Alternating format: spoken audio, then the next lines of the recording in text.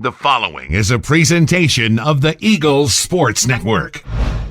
Carson-Newman wins its 10th straight home game, is off to its best home start in program history after a 16-1 win in the series opener over Lincoln Memorial to improve to 13-3. Andrew Rogers now here with the head coach, Tom Griffin, for the Eagles Sports Network. Coach, what another really good day for your team overall. 16-1 victory. Ryan Jenkins set the tone, hit his first 2 career home runs in the first 2 innings, and then you scored 7 times in the 4th and 4 more in the 5th to break it open.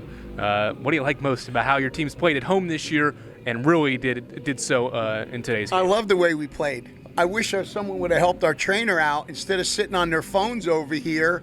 All of them on their phones. Our poor trainer just carried the water all the way over here, so I wish we'd have taken care of that. Listen, LMU, we've had a great rivalry with them. It's a good program. It's one of those days. It's just we've all been on that end of it. It's just, Ead's on the mound. He's really good. He's really good. His stuff plays really well. We had some good at-bats against him. You got to have great at-bats against a guy like that because it's such quality stuff. Ryan Jenkins helped. Got the fastball. He'd been struggling a little bit. Did a nice job on the home run to kind of at least give us a lead. And then able to put up some crooked numbers. But you have to have really good at-bats. You have to be able to recognize the off-speed pitch, the breaking ball. It's hard not to swing at it because it comes out of the tunnel and it's in the zone and out real quick. So I was really impressed with our hitters and their approach at the plate. That had been something we hadn't been great at. Today they were really good, and I guess you can say they stepped up to the challenge against one of the best pitchers in our league. Today, the offense, and really throughout the first month of this season, it's been a balanced offense. That was even more so today because your 8-9-1 hitters arguably were your best hitters. Your hitters 2 through 4 didn't drive in a run, but had 5 hits. Yeah. All the run producers were more toward the bottom of the order. Trey Miller had 4 RBI. Cole Nathan had, I think, 3 RBI. It was just so many guys throughout this order. How dynamic does that make a lineup when your 2 through 4 doesn't even drive in a run and you score 16 times? No, you're right. I didn't realize that, but I think that is important in your lineup because, obviously your better hitters at the top part of it right there. They're not always going to be on that day. So you got to have balance in your lineup. But Trey's had a really good year. Really happy for him. He's a great kid, great teammate, works really hard at this thing. And he's had a really good year, some really good at-bats. Seth Benner, I thought after what he did Wednesday, at Young Harris, really good at-bats today, really makes great contact with the ball.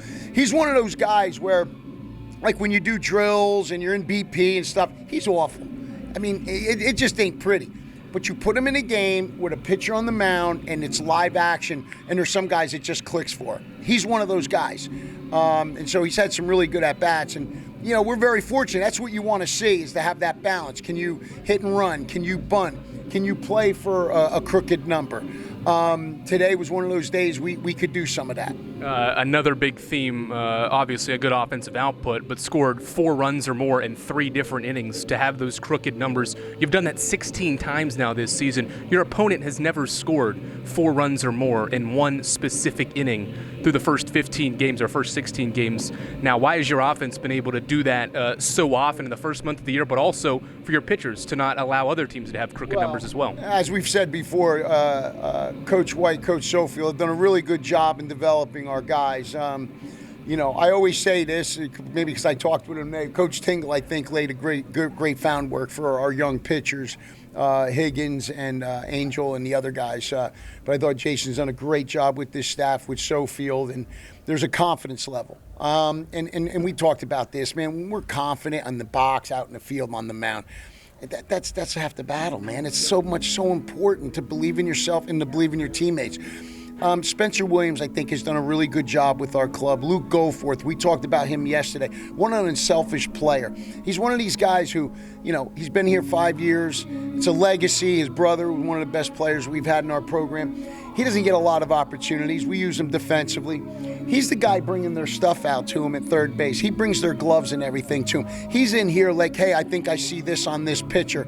That unselfishness and that enthusiasm for other people's success, that's really important. That's what we really like. And I think Spencer Williams and our other upperclassmen have done a really good job as far as the leadership. I think our dugout maintains a consistency of energy.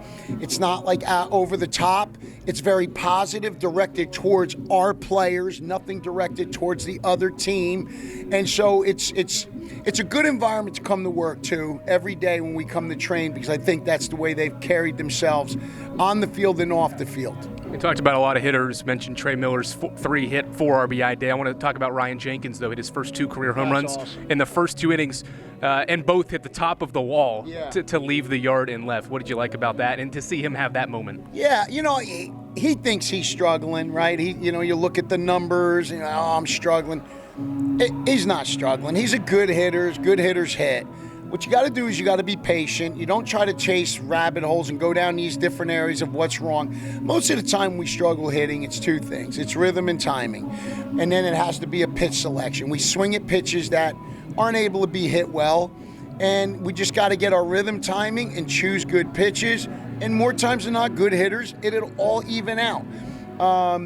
So, yeah, today was a great day for him. And he plays with good energy, and he's a solid player. We're lucky to have him. And so I was really happy for him. His dad's here to see it from Florida. So I think that's always special, the opportunity for parents to see their kids, especially when they're out of state. And when they can play well, dinners taste a whole lot better when they go out tonight, for sure. Yeah, certainly. Your team's been in this position now a couple of times. You crushed King in the season opener, and then you knew it would be a dogfight when you played him in the series finale. So what's your team have to do to regroup and know you're going to get a completely different team? Because baseball, you never know what happens the next day. Listen, that game's over. They have forgotten it. We want to at least enjoy it until midnight after we go to bed, and then we'll worry about pitch number 1. But, yeah, that game, that is forgotten.